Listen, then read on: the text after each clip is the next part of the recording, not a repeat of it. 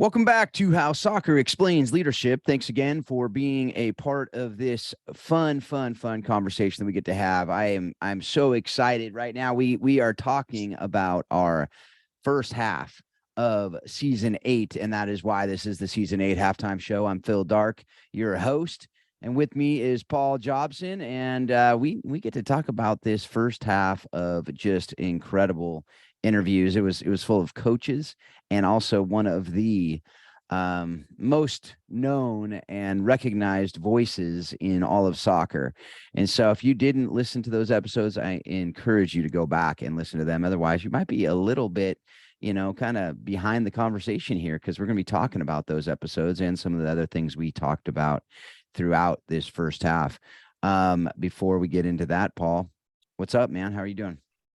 First of all, I hadn't really thought much about the fact that this is season 8. It's crazy to think how many episodes that we've put together, and I feel like they just keep getting better and better. And I think this half of the season is another example of how this has grown, and our guests are just some amazing people over the time they've been doing this. So it's exciting to jump in here. It was a great last 4 4 episodes. I'm losing my mind a little bit, but excited to kind of talk through that a bit and head into the next half of the season. But it's been an amazing 8 seasons here we're into. What about you? I mean, you started this whole thing. Like, what's that do to you when you start thinking about the number of episodes you've put together?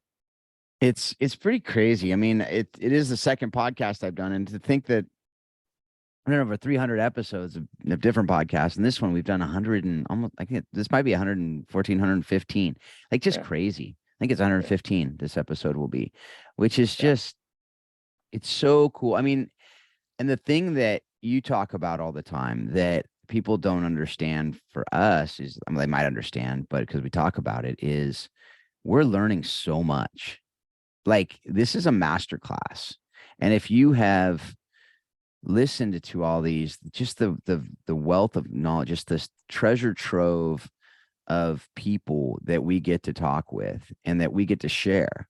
I've always said I'd love to share this conversation with the world. When I talk to people over the years, and now we get to do that, right? Yeah. Like, and we get to share just these. They're fun, yes, but there's so much wisdom, so much experience that we get to be a part of. And you talk about, that we do this selfishly in some level so we can learn, right? And Yes.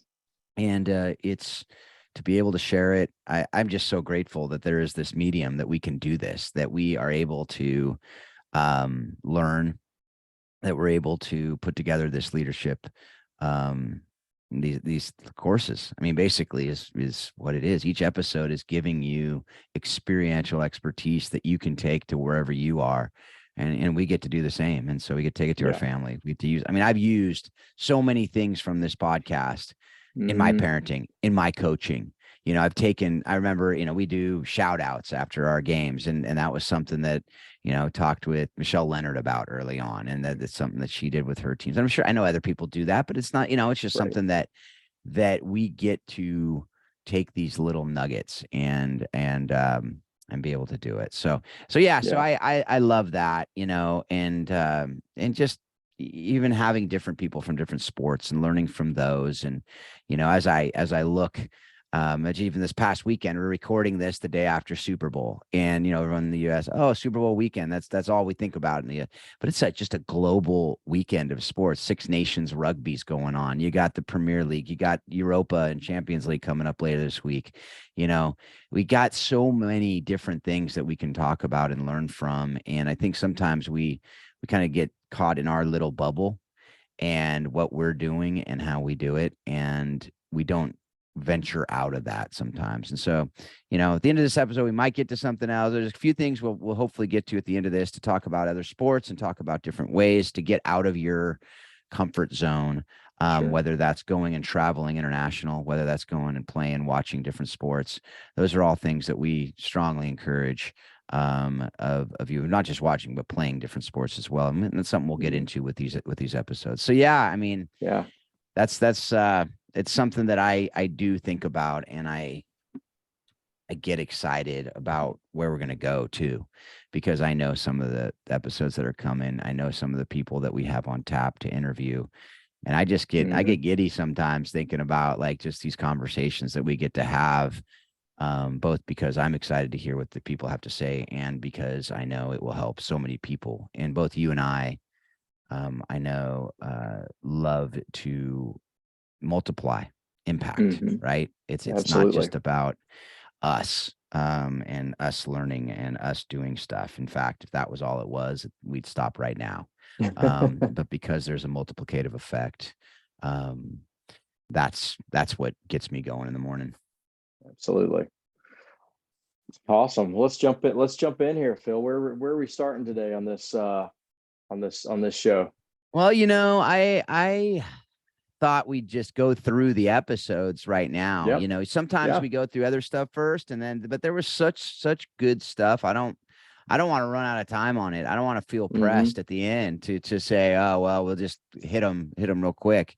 Again, like I said, you can go listen to all these in their fullness at howsoccerexplainsleadership.com or wherever you're listening to this podcast. Just, scroll down and you'll see these episodes. But it started off with Carrie Sanchez. The interesting thing about this season is that Carrie Sanchez and Keely Hagan actually coached together as assistant coaches under Ange Kelly at University of Texas, which you'll hear a lot about Ange Kelly if you listen to those interviews. But they also coached against you, so that was kind of fun hearing, how you were yelling and screaming all the time and doing all those things. But no, but in all seriousness, like to be able to have that, to be able to hear that and to know, you saw it firsthand too, that we're not just talking to people who were making stuff up and they're making stuff up, but these are class acts. These are people who are working really hard to impact their people and to develop themselves as well. Which, take Carrie for example. One of the things I loved about that interview is just hearing how she went head coach, assistant coach, head coach. Right? Not many people do that. Most people get a head coaching job and they stick in head coaching. But she knew she could learn more. What did you think about that interview with Carrie? And just, there was so much there. We could spend hours just talking about that. But what did you think about that interview? Well, I think that it kind of shows you, we talk a lot on this podcast about how you're really never done learning, right? And if you think you know it all, you're probably washed up, and I think that Carrie put a really good example out there that you just mentioned is that, hey, it doesn't really matter what your title is necessarily, but where do you think you can plug in the best one to grow yourself as a leader and a coach, and how can you best help a program or a mentor or a friend or whoever it may be. I mean, her and Ange go way back, so there's a relationship there and an opportunity to work together with somebody where you jive and you can build something together. And I think recognizing we'll see this throughout. I think throughout this half a season, we talk a lot about knowing yourself, right? Leading yourself, and I think that's something that Carrie knows very well is who she is and what she's about, what her strengths and weaknesses are, and where to look for those opportunities. And I think that that goes throughout these 4 episodes for sure in every way. But I think Carrie does a great job of kind of identifying those things and finding her place to step in and be effective for the programs that she's working for. And now back in the head coaching ranks, she's been there, she's done head coaching before, and being reminded sometimes as an assistant what that looks like to support a head coach helps when you're hiring assistant coaches. So it's kind of a loop, I think, as a coach. But you mentioned it, you don't see a lot of coaches go back and forth, and some of that's just pride, I think. Not finding maybe the right opportunities because the title doesn't fit, but the experience that you can gain maybe by being an assistant or associate head coach or something at a program may spring you forward faster in the long run. And I think that Carrie is just a very wise person when it comes to navigating, what's going to be best for her. That's what I kind of took away from that part of the interview. Yeah, no, 100%. And I think on that note, some people may be better number twos. They may be better assistant coaches. And a lot of people go, oh, well, of course I have to become a head coach someday. I mean, Becca said to me the other day, why don't do you ever want to be a head coach? Do you ever want to be an athletic director? And I just feel like, no, I really don't. I mean, I know the admin that comes along with that. I know, or if I did, I'd have to have someone that was a or someone who was doing something with me that knew that their responsibility was all these things that normally are the head coach, because I burn out real fast. And to know that about yourself, and to know that and if you find that head coach that where you work really, really well with together, that could be the best job ever, is to be an assistant coach, and to be able to keep doing that. As long as, like you said, you jive, and as long as you're able to work together at that high level, and know what each other's roles are, and be comfortable in those, and to do them really, really well. So I loved Yeah. hearing that. And obviously Carrie learned under one of the best in the business, right? Anson Dorrance, she got to spend 4 years playing under him. And that was amazing in itself. 98 1-1, and fun talking in that conversation about the one Mm-hmm. loss, the one tie. But Right. just really what was cool about that to me was Anson not focusing on the wins and losses, right? Not focusing on the record. And, I looked back and saw Carla Overbeck. I just kind of looked her up last night, because I remember that, Carrie mentioned her as did Amanda Cromwell, as one of the best leaders that they ever played with. And that name keeps coming up on this. We got to get her on. Mm-hmm. But hearing that, and I went back and saw her record, which was also, it was like 95-0-6. Yeah. It was just, that wasn't, a unique thing to Carrie in her 4 years, and so, but to know that, and to see that, and to go, no, he focused on, that's not what he was focused on in the locker room. He was focusing on playing together, playing as a team, knowing each other, playing for each other. And, what'd you think about that? Yeah, well, first of all, I mean, we talk about that they had one loss in that season, but I think it was, if I don't remember the number exactly, but it was cumulative seasons where they hadn't lost a Yeah, game, they hadn't it was lost a four. match. So Yeah. yeah, 4 seasons. Yeah, that's right. So it was, I mean, a lot of people not affected, but a lot of people looking at it as like, okay, she even mentioned that we were the first team to have a loss in 4 years. What does that look like? And she dives into that a little bit. And Mm-hmm. like you mentioned, how Anson handles that. And I think, for all of us coaches, I think that's one great reason to go back and listen to that podcast in its entirety, is that lesson there, that we learned from Carrie, through Anson. But and I think that there aren't many coaches out there that are going to have that opportunity to go 4 seasons without a loss. It just doesn't happen as much anymore. But there's lessons in that, and how they handled that.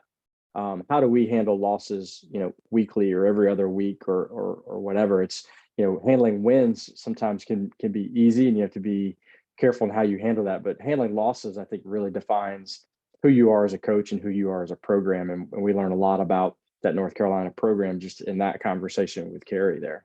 Yeah, for sure, for sure. And we'll talk a little bit more about the disc side of things, because both her and Keely did that. I'm going to talk about that when we talk about Keely. But I want to weave this into Steve Axtell, because Steve is a guy who said in his interview, the X's and O's aren't that important to me. And that, shocked several people. I've actually talked to several people after this, after releasing that, and they're like, I can't believe you said that. They either play with him or know him or play against him or whatever. And they're like, what is he even talking about? And we won't get into all the details of it, because, I want you to go back and listen to that episode. But that was something that he said that was, I think some of it was provocative. I mean, obviously he doesn't just ignore all tactics. Or they would be running around with their heads cut off on the field. It would be like, the 5-year-olds just in a pack. But, I get the point, right? That it's not the focus. And it's something that if we know each other, and we know each other well enough to play together, we can play in any formation. We can play with any tactics, and we can still, win games. And they're a very successful program up there at Cortland University. And so, and it's funny. That's the other cool thing about this show, is I get to learn about new universities that I've never heard of before, that are doing amazing things and playing at incredible levels, and coaches who are doing awesome things at these schools and loving it. Right. I mean, and that's something that I really appreciated that interview, because he is a leadership culture guy, which is my love language. Right.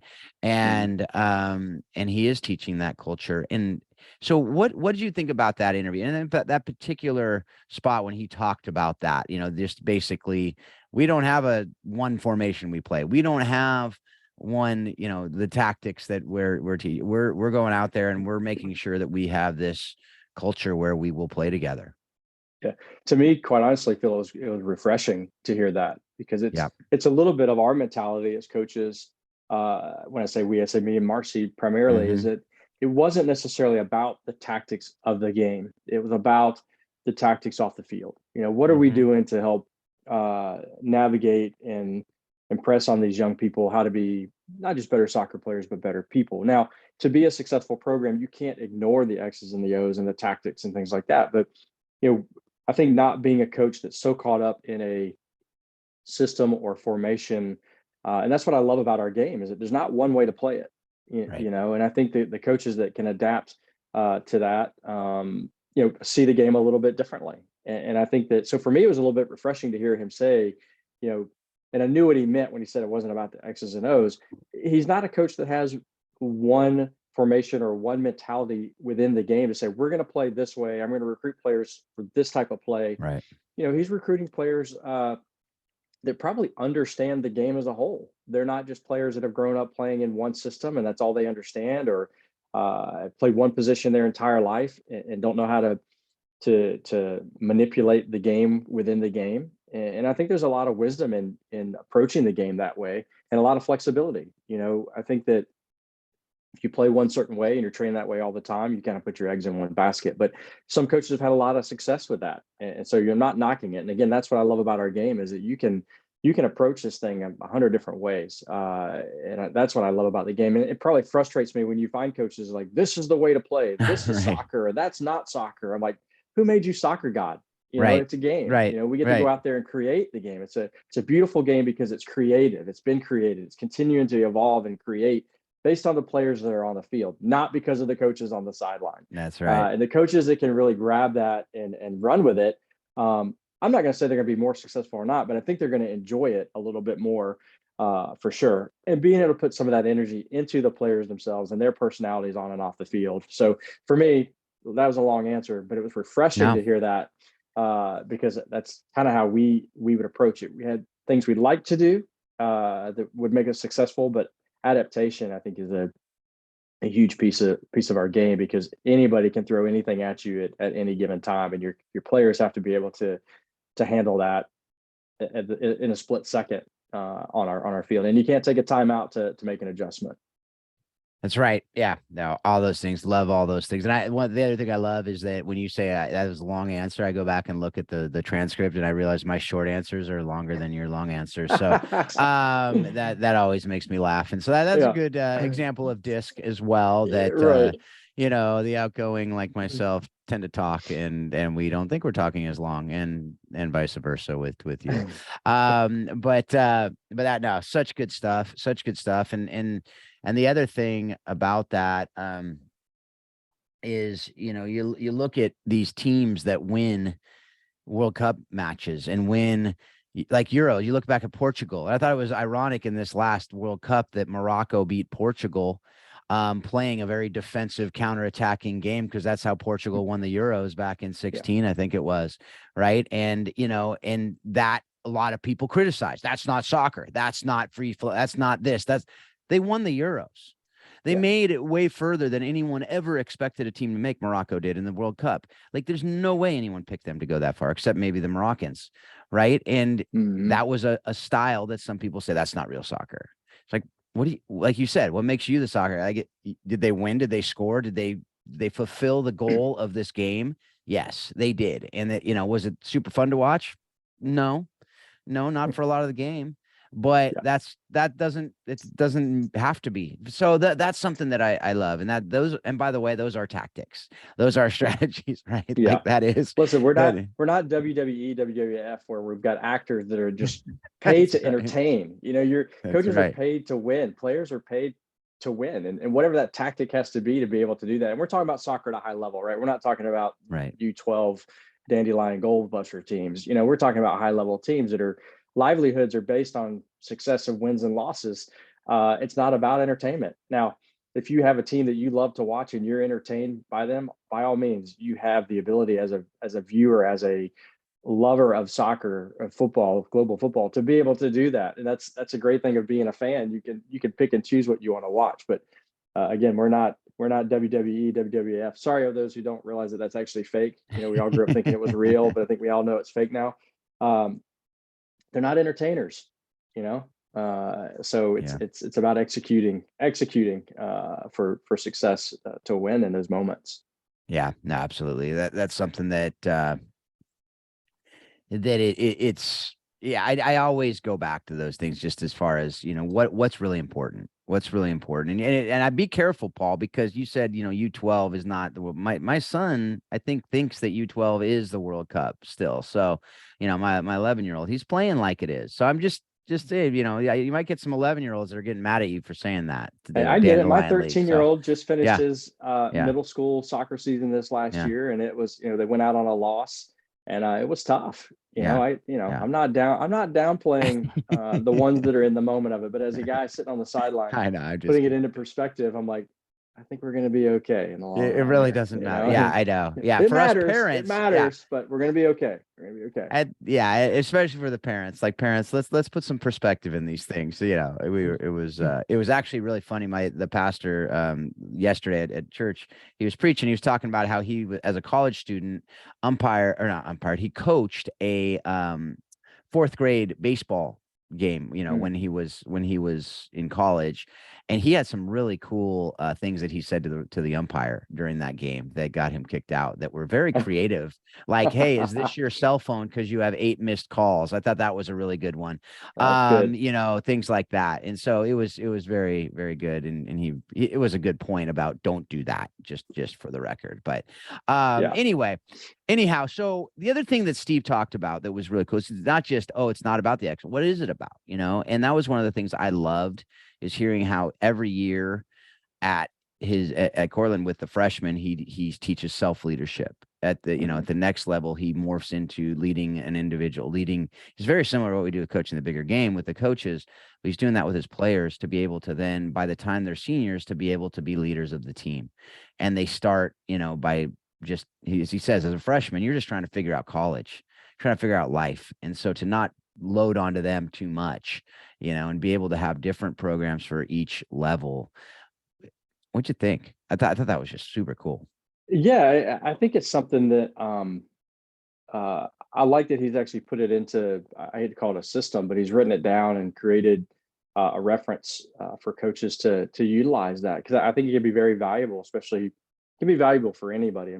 But I do think for young coaches that are just kind of starting out, especially in the college game, or maybe high school coaches, you know, where you've got those different ages and stages of players within your system that kind of graduate through. I think it's an important concept to know early on in your career. I've seen a lot of coaches kind of stumble on that, where you have expectations, unrealistic expectations of certain players just based on their knowledge. We want sometimes players to be, we may believe in a young player and their leadership ability more than they do, but they've not had the experience. And there are some stepping stones for some people. Again, it's not cookie cutter. It's not, you know, all people, all things, but I do think it's a really good thing for coaches, especially young coaches just getting into maybe high school or the college game, to look at. I mean, even you know, professionally, you've got, you know, your veterans and your rookies, and what are things that can be expected of those different players and their current experience level. And it's something that, you know, as the programs that I'm putting together for, you know, players that are trying to bridge the gap between that high school club to college, that gap, I think that's something that's very valuable for players even to understand maybe what could be expected of them before going in. So I really liked it. I thought it was a really good thing that he had kind of put down and put on paper. Definitely. So go back, definitely listen to that interview, check that out. Listen, you know, if you're intrigued by what we just talked about, you can go into a lot more depth in that interview with Steve Axtell that we did. That was the second episode of this season. The next we talked with Keely Hagan, and there's a lot to love about that interview. Couple things I want to talk about there were the fact that, you know, she has going back, it's similar. I mean, not shocking, hopefully, on this show that we're going to focus on the leadership and culture kind of side of things. But the thing that she has there is the team values with the acronym ANCHOR, which I thought was really cool. As she says, you know, the anchor for her is her faith And, to have that anchor, and each letter means a different thing. You can go through and listen to that interview. The first is accountability, and kind of down the line. But I know you did similar things at Baylor, but what'd you think about that interview with Keely in particular, that aspect of it? Well, I mean, it's always cool to kind of come back. Obviously, you mentioned it at the beginning of the show. Keely and I have coached against each other for years. The time that she was at University of Texas and I was at Baylor, and to see her now in a head coaching role, and I think she was an amazing assistant. She knew her role. She did her thing. But now seeing her as a head coach and seeing her her head coaching personality come out and see the things that root her and give value to what she does. It's really, really cool and a really important thing. I think that coaches know what they're about, and that they can attract players that have maybe some similar values or understand the values that may be poured into them over a certain amount of time. And I love what she's doing. I know that is a relatively young program that Bill Hempen started a number of years ago after leaving the University of Colorado, and got that program started. And then she's come in to kind of take it to another level. And I think she'll do that. I mean, she's a great young female coach that is going to do some amazing things from an impact standpoint on that program and on those young women. And I think the steps that she's taken to do that aren't out of nowhere. It comes back from her experience of having mentored under an amazing coach, Nange Kelly, and a lot of other folks having gone through the different systems and coaches and teams that she's been a part of, and experiences that she's just kind of absorbed that are now coming out as a head coach. So some really, really cool things that she talks through in that podcast. Yeah, and she also talked about disc and how she's using that. And I will say, as I'm training up and did the training last summer, a lot of coaches will do training and stop. And I say that's not going to really incorporate into your team like it can, and it won't really use the power of the tool. It's kind of like getting a power tool and using it for one purpose and just getting training on it and then not ever using it. And that's what I feel a lot of people do with a lot of tools, not just disc, but she's saying, hey, let's take this to the next level and really see what we can do with it, and being able to give assignments, being able to do different things. She talks about that in the interview as well. And I just love it. I mean, I absolutely love seeing how, in their first year at the program, to be able to do certain things with the girls, be able to get certain things out of them, to be able to go deeper into relationships because of it. I get excited about that, when I see that actually working, and her being able to say, yeah, we have it on the, on the bench. We have it in our locker room. We are using that with the girls, and they're using it with each other. They're not using it as a weapon. They're using it as a tool so they can go deeper with each other. They can understand each other better. They can say, oh, on the field, oh, that makes more sense because now I understand that person, and I can tell you, even as I go through with my relationships over the years and go looking back on certain things that may have gone a little sideways and go, oh, you know what? That makes a lot of sense. Never really thought about it that way. And it helps us give grace to people, I think, a lot of times when, we view it through our lens rather than through their lens. And so that empathy is something that I saw. And as she said, that's not, I know how she's wired. That's not necessarily natural, given her wiring. So that's something that's really cool too, is just to see the growth and to be able to see that and to hear it in that. So Yeah. what'd you think? Yeah, I mean, some other things just to highlight about that I would encourage, obviously anybody to go back, but especially coaches. She talks a good bit. We ask her some questions about, what it means to be a good assistant. What is it? What would you tell yourself when you go back in your assistant days not to miss, right? Like, what are the things that you really, if you're aspiring to be a head coach, or you're aspiring to be a great assistant? You kind of mentioned earlier those guys and girls that are just lifetime assistants. That's their role. That's how they, that's where they're at their best. She gives some great things, great talking points of things from her experience that she thought were very valuable. So I'd encourage our coaches and folks to go back and listen to that. There's a lot of wisdom in the things that she was saying. Yeah, definitely. And also she talks about injuries. I think that's something that a lot of people need to listen to. She talks about just I always, it sounds weird, but I always enjoy people talking about their injuries because it gives perspective and it helps because it's so hard in the moment. I know I have kids. I played. My wife had 4 knee surgeries, but you talk to anybody who's been injured who plays at the high level, they will say, I learned so much about myself during that time.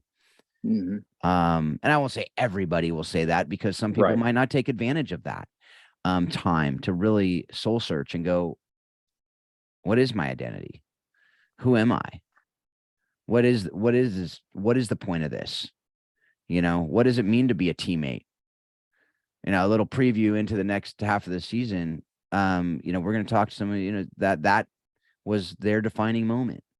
Mhm. They realized that being on a team is more than just playing a game, and being a teammate is more than that. And I try to, in high school, man, it's hard. Like they get hurt and sometimes they just don't show up for games, don't show up for Mhm. practices. And you're like, what? Well, I didn't know I needed to come. You're still an important member of this team, whether you can go on that field and play or not. Everyone Yeah. has a role. So that was something Yeah. that, she talked through.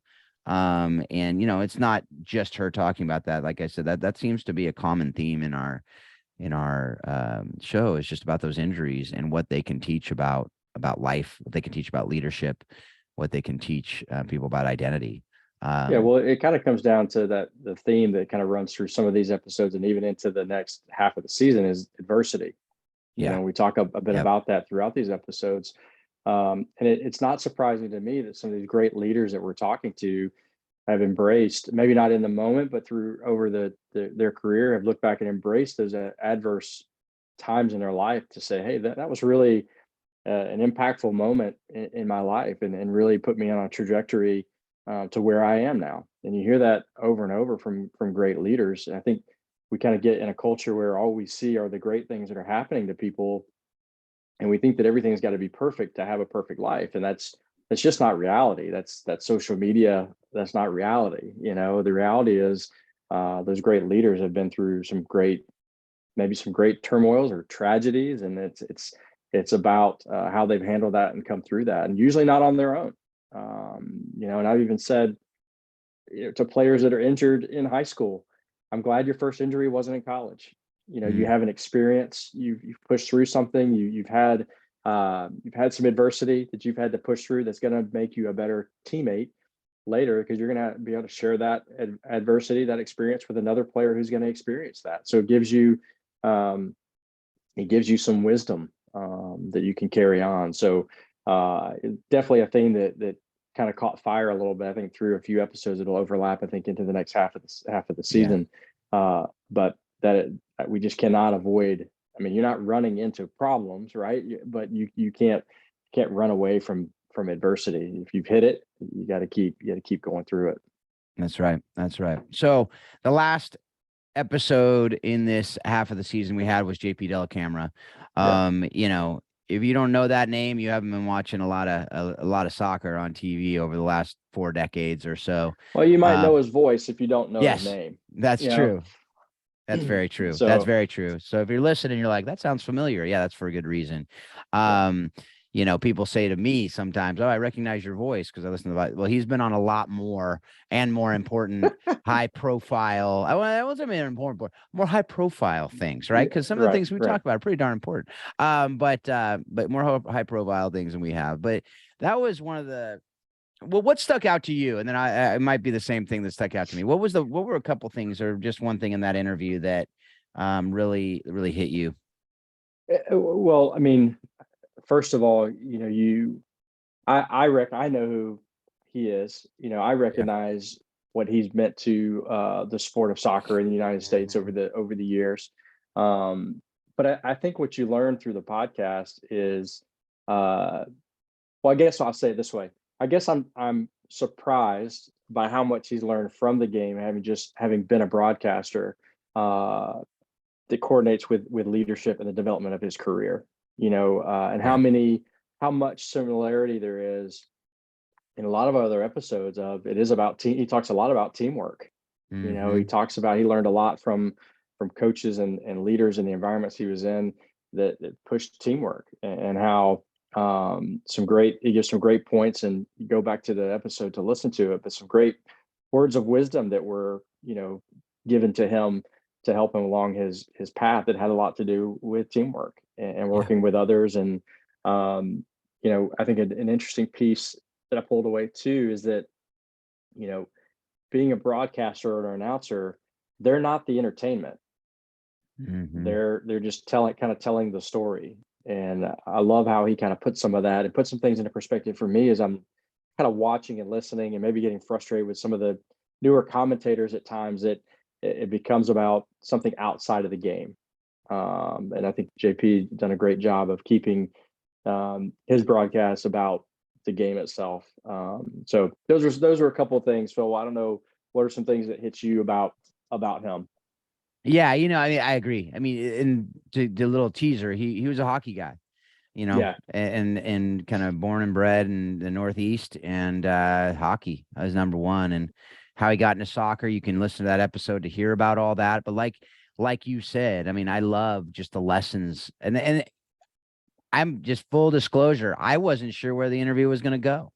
I Yeah. hadn't done a pre-interview conversation with him. I had not had I didn't know what he'd say to those answers, and I was so encouraged to hear that, like you said, he has learned a ton about the game. He's learned a ton about, I think, just life and leadership through broadcasting and through watching. Because watching this game, if you study it, and that's what I said, as a student of the game, you can't help but be a better leader. You can't help to be a better, um, you know, leader of people with teamwork, right? And so that's something that I was super encouraged to hear. The one thing, though, I will say is, and I won't tell you what game it came from, and I won't tell you what he said about it, but it's super important for me to hear. And even what we talked about earlier, we joked about, I tend to talk a lot, and I tend to talk and then think, which is very common in outgoing people, is we talk and then we think, and we talk a lot, and it could sometimes just be like verbally just vomiting words out, and not understanding what happens with them. And sometimes we just miss that we've offended people. Sometimes we take away from, like you said, take away from games. Think about the Super Bowl yesterday. That game was, ups and downs and different things going on and different things happening. If the announcer's just talking the whole time and talking through plays, you're like, hey, just stop talking, right? But one of the things he said there was his best call ever, um, was one word. And and Hmm. and that was something that I'm not going to tell you what it was. You can go back and listen to that episode. But in that idea of less is more, oftentimes less is more. And let the moment speak for itself. I think, and in doing podcasting is hard because we don't have anything other than that. It's all audio. So if we just sat here and didn't talk for a couple minutes, that wouldn't be very good for people. But silence is sometimes the best thing a commentator can do. As you said, he said, my job is to embellish the game, not to take away from it. Right. And Hmm. that's something that I think we can learn a lot about, that as coaches, in locker rooms, on sidelines, after games, at halftime, just sitting there in that moment. Sometimes it doesn't need words. Yeah. So Yeah. that's That really was what I took the most. yeah, definitely. I totally agree with that. All right, man. Well, that's kind of our rundown of those episodes. Now we're going to go into a few things in this last, few minutes we have in this episode. We got probably one thing we're going to talk about here, and we have the post match show to talk about some of the other things we've hit in this first half of the Sure. season. We've talked about different things, and so we will talk about those things. That's the beauty of this. We have time. We will be able to Totally. to hit on these things. But the one thing I wanted to mention, you had mentioned international trips, and just with Warrior Way being able to go. We've talked about this. You guys have gone on trips down to Guatemala. I think you're going down on another one here pretty soon. And thinking up different ways for people to get involved, and whether it's going with you or going with someone else, like what's the reason for that? Like, in your mind, what have you learned from that? What have your teams learned from that? How have you, worked with other people cross culturally, and what has that taught you? And, I don't want to know that you want to speak for people on the ground, but what has that taught you about, leadership, and what has that taught you about working with others, and what do you think others can do as well? Yeah, we've been extremely blessed, to be able to build some relationships in Guatemala and some other parts of the world, quite honestly. But uh, I think the main thing is just you got to get out of your comfort zone. If I could sum it up in two words, it'd be comfort zone. And I think that when you go to experience other cultures and environments, I think it's important to do that. Um, and I think that the other piece of it too is a lot of times you approach an experience like that, what we may call them a mission trip or a service trip, and you're going down, you're just gonna go down and make this huge impact on people in an environment. And 9 times out of 10, when people come back, they realize they've been impacted to a greater degree, maybe than the impact they even left in the place that they went to go impact. And that's something that we've learned just over our trips, is that we are impacted so greatly by just the amazing people that we partner with, and I think that's a big piece of it too. Is it's a partnership. I think that there are a lot of people that miss the boat when they go to do these things, and they're going to go in one time and get in and get out. What's the long term effect of that? Maybe there's some short term blessings that are left on a community. But some of the things that we're trying to do is we're going back to the same communities in Guatemala year after year after year, just to build relationships and work with local partners there to help them, empower them, and help them do things that they need to do for those communities rather than going in and leaving some stuff and coming back. But to be able to see the impact over time has been really cool. But also just the impact we've done trips over the years where we've taken college teams, we've taken pieces of different college teams to go down. We've taken families. This last trip, this last summer, we had a group of about 26, age range from my youngest, who was 5 at the time, up to someone in our party that was in his, their husband, wife in their 70s, going down and doing soccer clinics and serving local communities, delivering food, impacting people, impacting us. And I think what we've realized is that we want to be able to provide those opportunities for more people. We're going to start doing on our own 2 trips a year, just for impact programs that we're creating in Guatemala and eventually probably Costa Rica and maybe even Honduras with our local partners. But continuing to go down to Guatemala and do that, but also want to invite other groups of people that want to go and help impact the communities that we've already started relationships with, whether that's soccer teams or just other teams of people, groups of people that want to go do that. And we can provide really whatever kind of experience people want to get out of it. If they want to go serve and play soccer, or if they just want to go serve, or whatever they want to do. But there's a great, probably the impact that you're going to make while you're there is probably not even what you're thinking when you're on your way. Some people go, they'll build homes, or they'll dig wells, or they'll deliver food.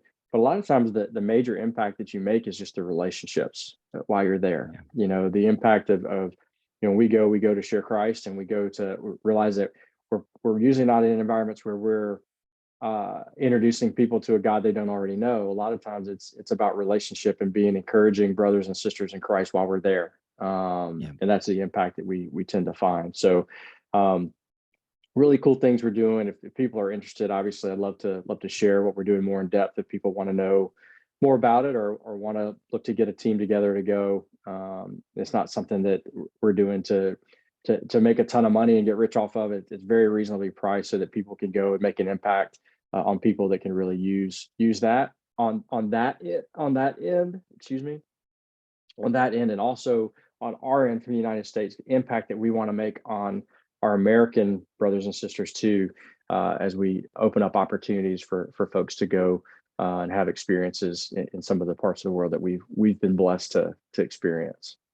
Yeah, the 100%. You check it out at warriorwaysoccer.com. You can reach out to Paul and Marcy there. Contact them there if you're interested at all about that. If you want to go elsewhere in the world and you're interested in going and working with other ministries or other organizations around the world, whether it's playing soccer or otherwise, I know people in virtually every country. And if I don't know someone in that country, I know someone who knows someone in that country. So reach out to me. I have my email address in the show notes. You can go check that out. And the one thing I'd say about international trips and any cross-cultural trip, really. I mean, you can go to your inner city in your big major city next to you if you're in the suburbs. The real thing, like you said, it's doing life with people. And, you know, if for a week you can start relationships that you can continue on, and ideally, like Paul said, just continue to visit. I mean, obviously, it's expensive. It's hard. It's hard for us to get together with our neighbors, let alone people halfway across the world. But if you can start relationships and then use technology to continue relationships and realize, you know, how can I understand how I can help you, is the same way I would do that with my literal neighbor. Is I don't just go to my neighbor and go, "Hey, can I fix your back, you know, your window? I see your window is leaking. Can I fix that?" I don't have any expertise in that. But I can go, "Hey, you know, how you doing? What's going on?" Have dinner with them, and then if I hear that they need help with leadership, it's like, "Oh, you know what? I'd love to coach you on that. You know, would you be, you know, would you want me to do that?" So that's, I think if we look at our relationships as every other relationship we have, it would be very different. It would make international trips look a lot different because it would take a lot more time getting to know them and building relationships and friendships, and be able to know within those friendships how we can help. And a lot of times we do that through soccer. Just that's how you build relationships. You just play together, you hang out together. And so that's what I love about you, what you guys are doing. And what I love about a lot of the different, you know, organizations and ministries I'm working with around the world is they are based on sport and play. And how can we Well, get to know what you each other just that said way? there, and what you realize that I don't want to be missed, and what we're saying is that you go to a culture where there's even a language barrier, and you roll out Mhm. the ball, all of a sudden there's Oh, no language barrier. And even I always tell the story when we were there this summer, my 5-year-old and my 8-year-old probably did the best job of communicating just by playing. You know, mhm. my kids don't speak Spanish, and the That's kids right. they were playing with don't speak English, but they had the best relationships there, and they weren't Yeah. talking. They were just playing. They were communicating through other ways. But you roll out the ball and you play, you experience joy, you break bread together, you eat together. Those are some of the most special times that you find in those environments. And the ball, that little round ball, does a Yep. lot to bridge a lot of gaps between cultures. And you really see that in the kids, that people are Yeah, people wherever you go, right? yeah, Hopes, dreams, fears, you know, struggles, issues, you know, hopefully experiencing joy, mourn with those who mourn, rejoice with those who rejoice, all those things that applies wherever you go. So, you know, we so often focus on the differences when the reality is probably 98% of the things in humans are similar. hmm, And, you know, and there's some cultural differences, there's some other things, but when you look at the core, it's very similar. So, well, on that yeah. note, we are going to wrap up this episode. We could, I mean, I know Paul and I could talk for hours and hours on that. We will not do that with you, but definitely, if you're interested in that, if that's something that piques your interest, reach out to one of us. We could talk your ear off, but we won't necessarily. We'll talk as much as you want to about it. If you want your ear talked off, you know, reach out to Paul. You know, in all seriousness, those are something that we are so passionate about, and it's so important to us not just to do that, but to do it right and to do it well. And I wouldn't say there's one right way, similar to coaching, Mhm. but there are wrong ways. And Yeah. so, you know, be careful in how you do certain things, and talk to people who know, and go with people who know the people already, and piggyback on that Mhm. trust and relationship. And so if that's with us or with other people, like I said, if you want to go and you're interested in a particular country, or you have, you know, relationships that you want to further, and you want to know, you know, how can I do that better? You know, just definitely reach out. But with all that we talked about today, you know, go check out warriorwaysoccer.com. You can check out coachingthebiggergame.com. This will release right around when we're launching our first cohort. But if you're listening to this and you're interested in getting involved with Coaching the Bigger Game, please reach out, and we can get you involved in that first pilot cohort if you're interested and if it's a fit. Um, and again, coachingthebiggergame.com there. Everything we talked about today will be in the show notes. You can go back and listen to all those episodes at howsoccerexplainsleadership.com. We hope that you're taking all that you're learning from this show and you're using it to be a better spouse, a better parent, a better friend, better leader, better coach, better in all that you do. And you continually remind yourself that soccer does explain life and leadership. Thanks a lot. Have a great couple weeks.